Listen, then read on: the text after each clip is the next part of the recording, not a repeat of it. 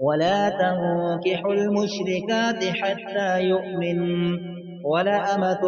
مؤمنة خير من مشركة ولو أعجبتكم ولا تنكحوا المشركين حتى يؤمنوا ولعبد مؤمن خير من مشرك ولو أعجبكم أولئك يدعون إلى النار والله يدعو إلى الجنة والمغفرة بإذنه ويبين آياته للناس لعلهم يتذكرون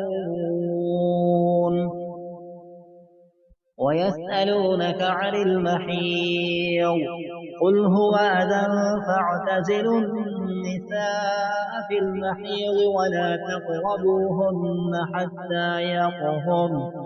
فإذا تطهرن فأتوهن من حيث أمركم الله إن الله يحب التوابين ويحب المتطهرين نساؤكم حرث لكم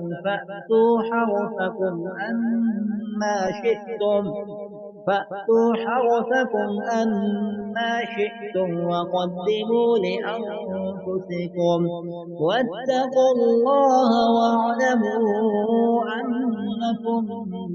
ملاقوه وبشر المؤمنين ولا تجعلوا الله عرضة لأيمانكم أن تبروا وتتقوا وتصلحوا بين الناس والله سميع عليم لا يؤاخذكم الله باللغو في أيمانكم ولكن يؤاخذكم بما كسبت قلوبكم والله غفور حليم للذين يؤلون من نسائهم تربص 4 أشهر فإن فاءوا فإن الله غفور رحيم وإن عزموا الطلاق فإن الله سميع عليم والمطلقات يتربصن بأنفسهن 3 قروء ولا يحل لهن أن يكتمن ما خلق الله في أرحامهن إن كن يؤمن بالله واليوم الآخر